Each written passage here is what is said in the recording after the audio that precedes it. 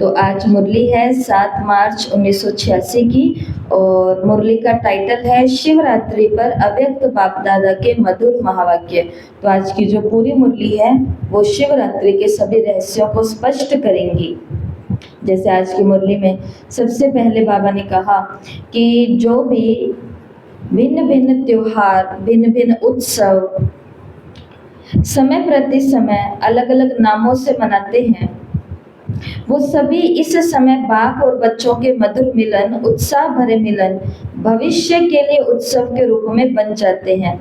अभी जो हम सेलिब्रेशन बाबा के साथ मधुर मिलन मनाते हुए बच्चे कर रहे हैं, यही मधुर मिलन और यही उत्साह भरे मिलन भविष्य में, माना जब द्वापर युग आएगा ना, तो उस भविष्य के अंदर ये त्योहार के रूप में मनाए जाएंगे।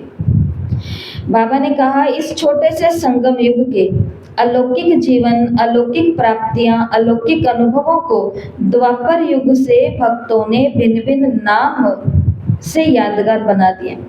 एक जन्म की आपकी ये जीवन भक्ति के 63 जन्मों के लिए याद का साधन बन जाती है।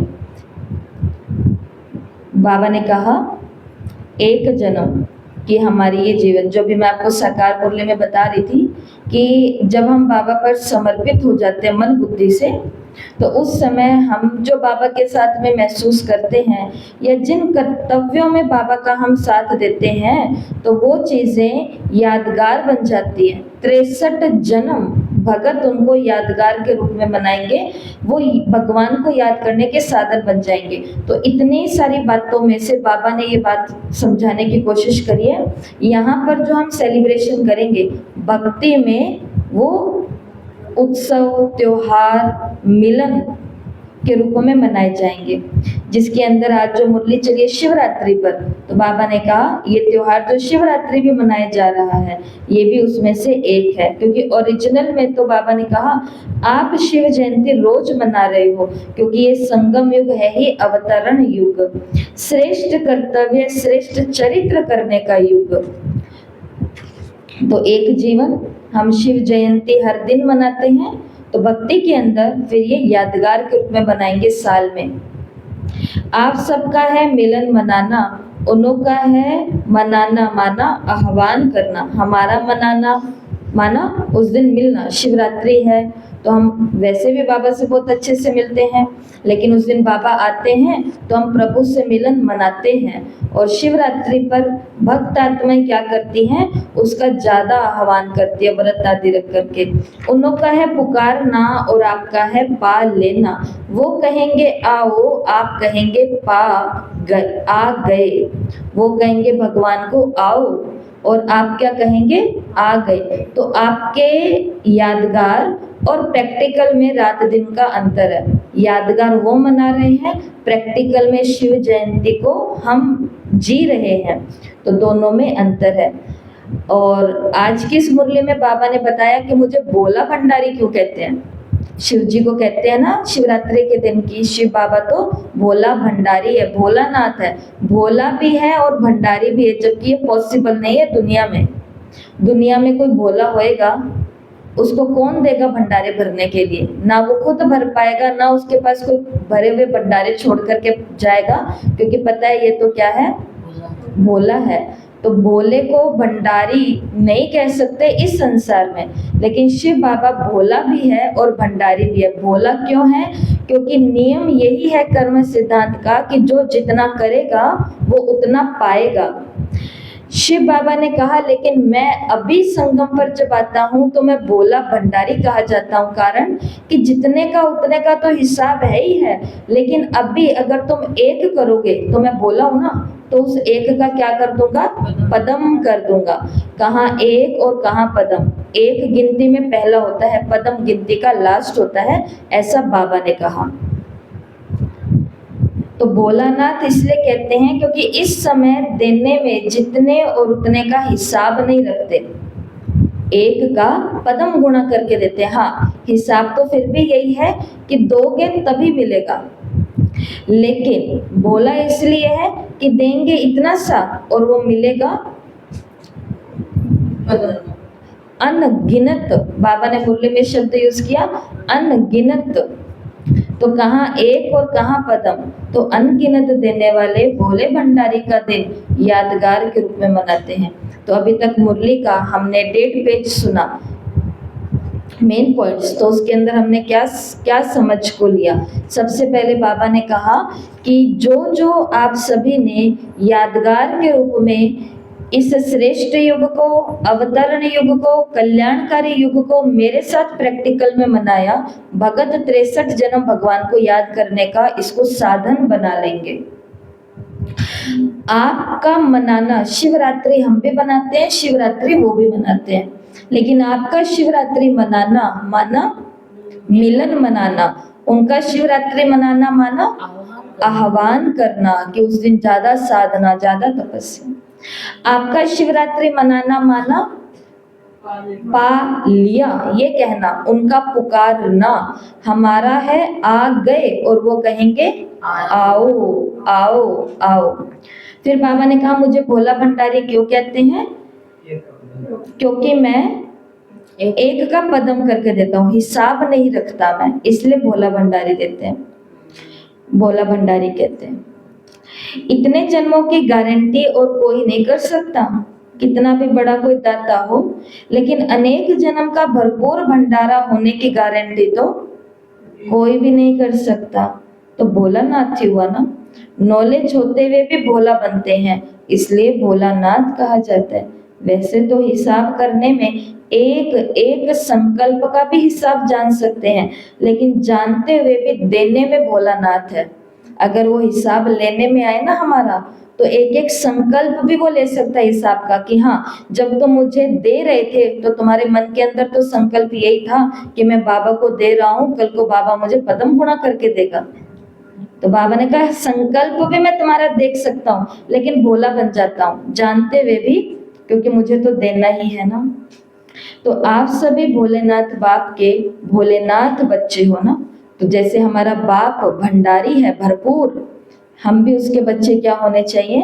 भरपूर भंडारी, तभी हम सेवा कर सकेंगे। अगर हम गिनती करेंगे ना कि उन्होंने तब ज्ञान सुनाया था तो मैंने ये किया था, फिर मैंने जब ज्ञान सुनाया तो उन्होंने ये किया, तो अगली बारी फिर हम बिजनेस बना करके चलेंगे इसको, फिर खुले भंडार से हम नहीं तो नहीं कर पाएंगे। इसलिए बाबा ने कहा कि ये विशेष दिन ऐसा, इसलिए भोला भंडारी कहते, भोलानाथ कहते हैं, और दूसरी तरफ भरपूर भंडारी कहते हैं। मुरली की अगली पॉइंट है, बाबा ने अब बता रहे हैं कि शिवरात्रि पर जो कुछ करते हैं ना, वो किस यादगार में करते हैं। तो प्रैक्टिकल में हमारी इस पढ़ाई के 4 सब्जेक्ट हैं। कौन कौन से? ज्ञान, योग, धारणा और सेवा। तो शिवरात्रि के दिन या भक्ति मार्ग के अंदर इन्हीं 4 सब्जेक्ट को भक्तों ने शिव बाबा के साथ में जोड़ा और उसे मनाया। तो जब बात आती है ज्ञान की, ज्ञान का मतलब, ज्ञान के सब्जेक्ट का मतलब है बिंदु। बिंदु को इंग्लिश में क्या कहते हैं? पॉइंट, मुरली के पॉइंट। तो जिन्होंने जितने ज्ञान के बिंदु सुने, धारण किए भक्ति के अंदर, उन्होंने शिव बाबा के ऊपर क्या चढ़ाई? शिव बाबा को किस रूप में याद किया? बिंदु के रूप में याद किया। वो जो भी आप बता रहे थे कि 3 लकीरों के बीच में भी क्या है? बिंदु ही तो है। तो याद में बिंदु रूप की स्थिति रही, और बूंद, ज्ञान की भिन्न भिन्न बूंदे, ज्ञान की भिन्न भिन्न बूंदे जो टप टप शिवलिंग के ऊपर गिरती हैं। धारणा की निशानी है कि वो इस दिन विशेष व्रत रखते हैं। तो व्रत धारण करना, तो हमने कौन सा व्रत धारण किया है? यही दृढ़ संकल्प है कि सहनशील बनेंगे, अंतर्मुखी बनेंगे, पवित्र रहेंगे। तो ये व्रत हमारा है, और उस दिन वो क्या रखते हैं? विशेष व्रत रखते हैं। सेवा की निशानी उधर क्या दिखाई? जागरण। सेवा करते ही हो, किसको? जगाने के लिए, अज्ञान नींद से जगाना, जागरण कराना, जागृति दिलाना, ये आपकी सेवा है। तो उन्होंने इस जागरण को सेवा की निशानी के रूप में रख लिया। तो बूंद, बिंदु, व्रत और जागरण। तो बूंद है किसकी निशानी? ज्ञान की निशानी, टप तब पूरा दिन हमारी बुद्धि में संगम युग में क्या हुआ, बाबा ने ऐसा कहा, बाबा ने ऐसा कहा। भक्ति मार्ग में शिव जी के ऊपर हमने क्या चढ़ाए, बूंद बूंद चढ़ाया, व्यवस्था कर दी ऊपर। संगम युग पर हम सभी ने बिंदु रूप स्थिति में रह करके बाबा के बिंदु रूप को याद किया। उस यादगार में वहां पर भी क्या करा, बिंदु लगाया। संगम युग पर हम सभी ने अंतर्मुखी, सहनशीलता का ये सभी धारणाएं का व्रत धारण किया, तो उस दिन वो लोग व्रत रखते हैं।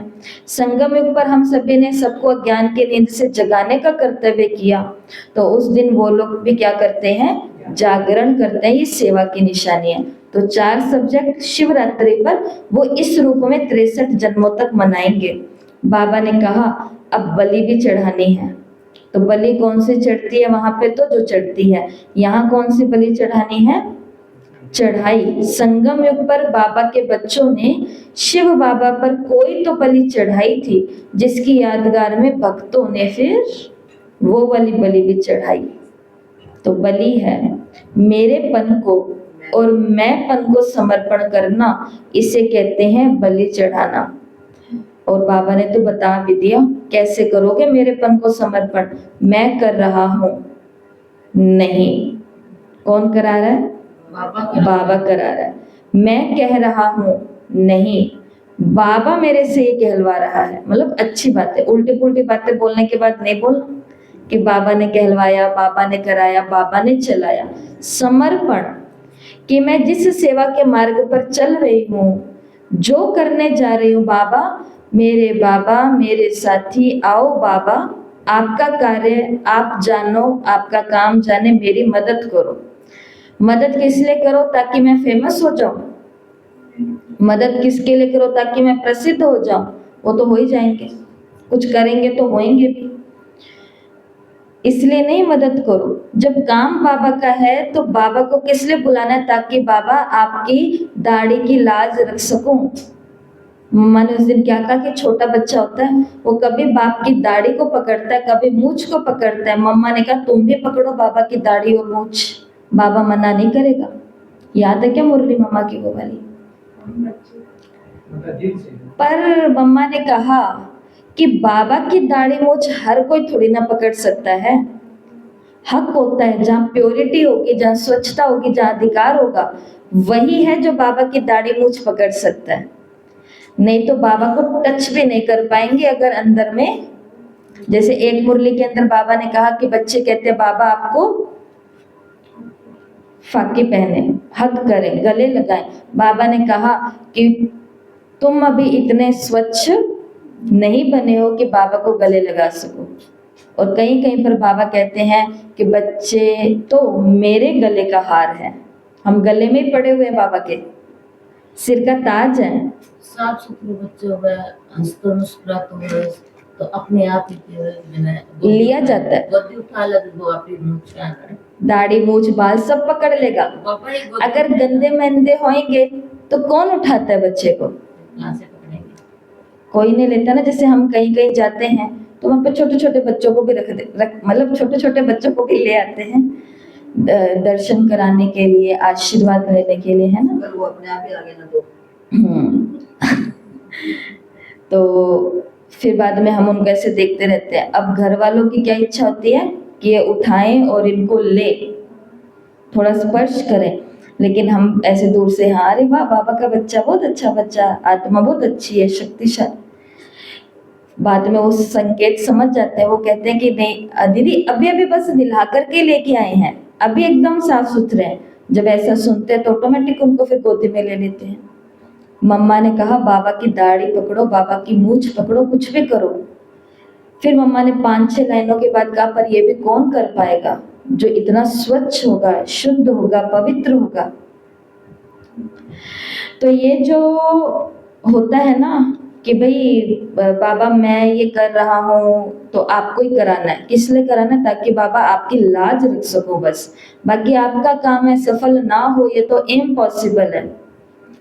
बीज कोई भी ऐसे डाल देते हैं लोग, अच्छा काम वैसे कर देते हैं तो भी उसका फल मिलता है। कल मैं शाम को मम्मा की क्लास में यही बता रही थी कि हम स्कूटी बाइक कहीं पर जा रहे होते हैं और गलती से हमने ध्यान नहीं दिया, हमारी स्कूटी या बाइक का स्टैंड लगा हुआ रह गया, कोई दुपट्टा वो पीछे लटक रहा है, पल्लू है वो ऐसे छूट गया है मानो, तो कोई भी जाने अनजाने व्यक्ति पास में से निकलेंगे, शक्ल उन्होंने भी नहीं देखी, शक्ल हमने भी नहीं देखी, हेलमेट पहना हुआ था मानो, लेकिन फिर भी कोई बोल करके गया, अरे माता जी आपका पल्लू, वो तो निकल गए बोल करके, हमारे कान में इतना ही रहा और माता जी ने अपना पल्लू उसी समय संभाल लिया।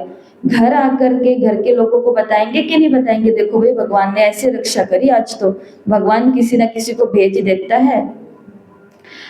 जो लोग हमें क्रॉस कर रहे हैं, बाइकें, स्कूटियां, मोटर, ये गाड़ियां, फलाना ढिमकाना, सबको याद करते हैं क्या घर आके? जिसने कोई कर्म का बीज बोया है उसी को याद करते हैं। तो दुनिया में भी अच्छे का किया हुआ नाम हो जाता है, भगवान का करेंगे वो तो वैसे हो जाएगा। लेकिन क्यों कहना है कि बाबा चला रहा है, बाबा करा रहा है, बाबा मैं नहीं कर रहा, वो इसीलिए ताकि बाबा डिस सर्विस से बच जाऊं, कोई कमी ना रहे, बस हद के कोई भी व्यक्ति या वैभव से लगा, ये है मेरापन, क्योंकि सेवा करते करते फिर लगेगा ये किसके हैं, मेरे हैं, ये सेवा किसकी है, मेरी है। इसके लिए ये बोलना होता है, सोचना होता है कि बाबा का है सब कुछ। तो इसी की यादगार में वो लोग क्या चढ़ाते हैं, बलि। बाबा ने कहा बलि चढ़ना अर्थात महाबली बनना, उधर बलि चढ़ाई गई, यहाँ पर खुद ही क्या बनना है, महाबली बनना है। महाबली का मतलब एक धक से, तन मन धन से, मैं मेरेपन से सबसे समर्पित हो गए। तो ये समर्पण होने की निशानी है।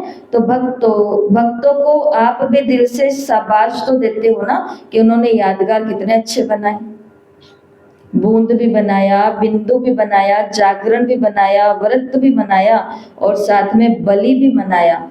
तो वो किसकी यादगार में, संगम युग की यादगार में याद होती जा रही है क्या मुरली। अब बाबा ने कहा कि शिवरात्रि पर, शिवरात्रि को कौन सा दिन कहा जाता, शिवरात्रि के लिए क्या कहा जाता है कि कैलाश पर्वत या ऊंचे स्थान पर भगवान का वास है।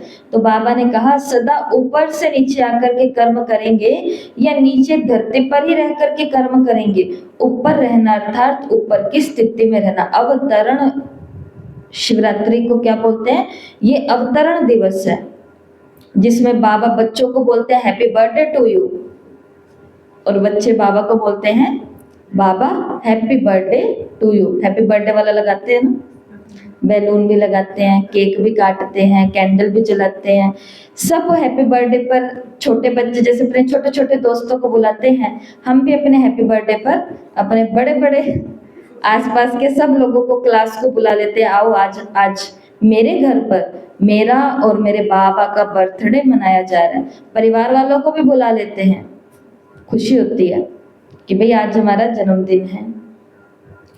बाबा ने कहा ये अवतरण दिवस क्यों है, क्योंकि ऊपर की स्थिति में रह करके नीचे सारे काम हमें करने हैं, ऊपर कोई छत पर लटकना नहीं। ऊंची स्थिति में रह करके अगर साधारण कर्म भी करोगे तो अर्थात नीचे आना, लेकिन साधारण कर्म करते हुए स्थिति ऊंची होना तो ऊंचे ही हो। तो जैसे ब्रह्मा बाबा का यहाँ उदाहरण दिया कि जैसे आप लोग बोलते हो ब्रह्मा बाबा ऐसे ही बोलते थे, लेकिन जैसे आप लोग चलते हो वैसे ही ब्रह्मा बाबा चलते थे। कर्म साधारण थे, तन भी साधारण था।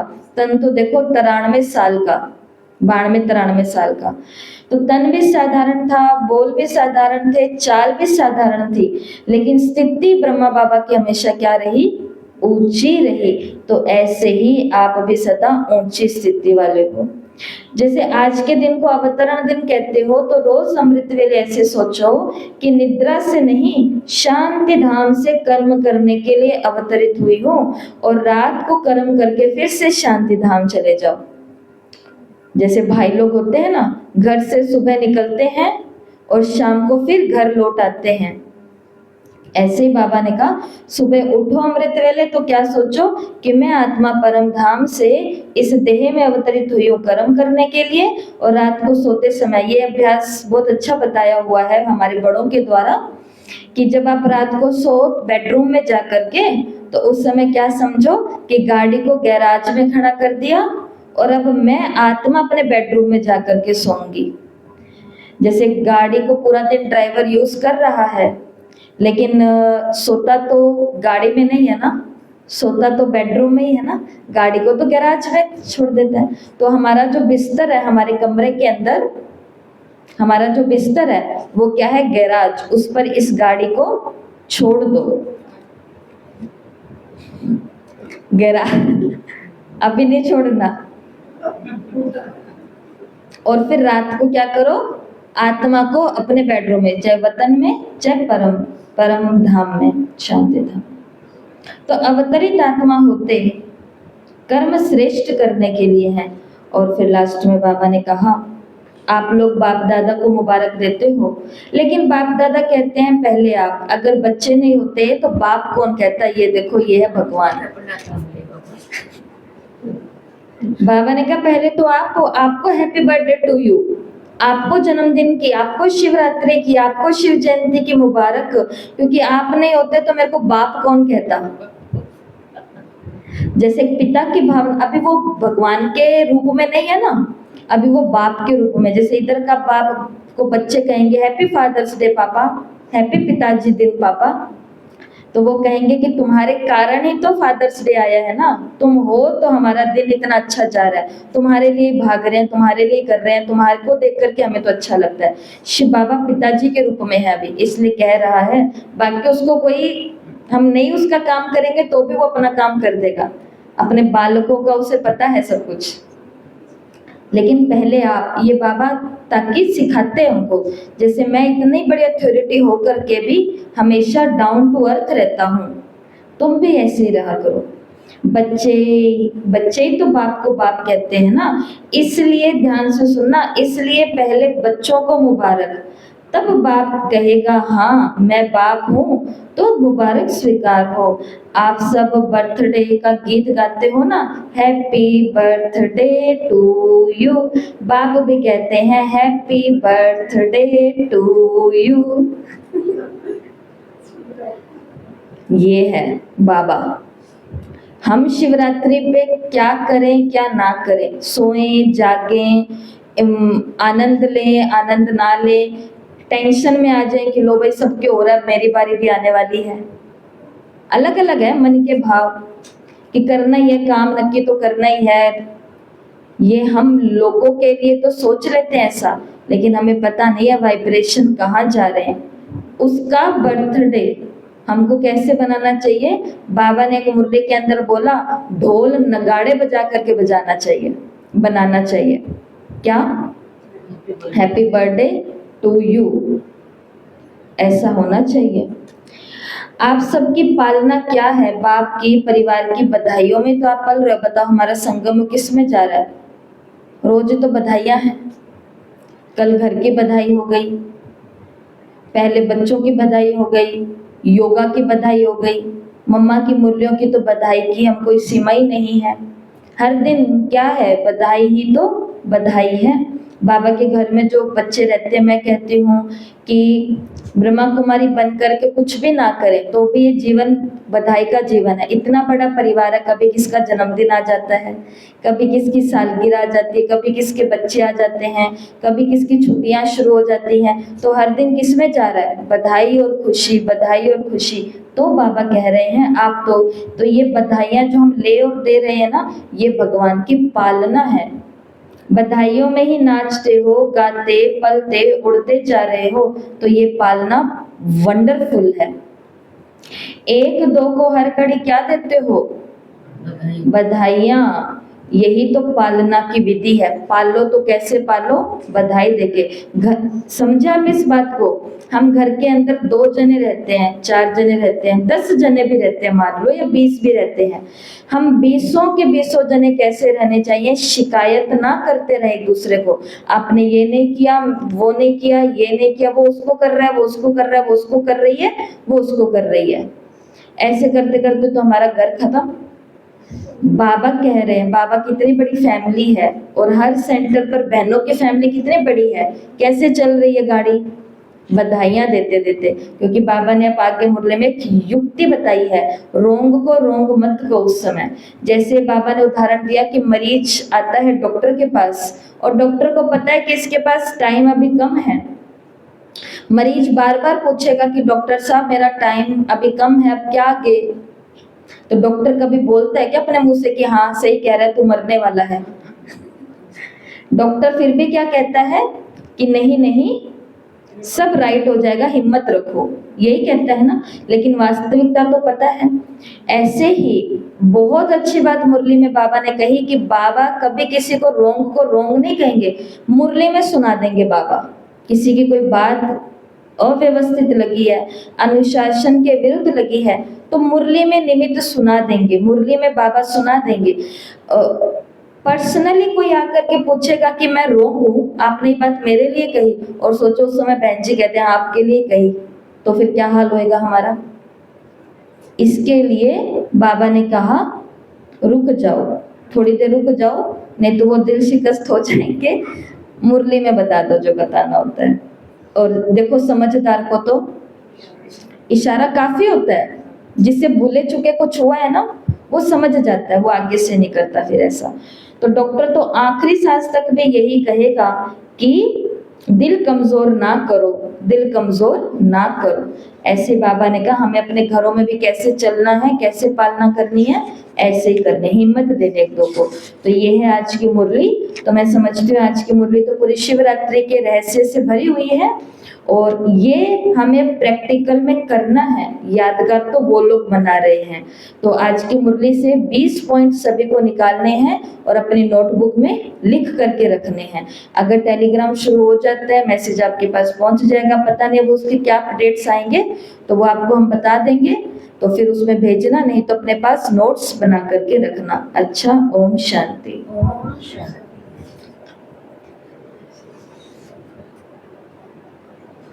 1 मिनट साइलेंस में बैठेंगे। अव्यक्त स्थिति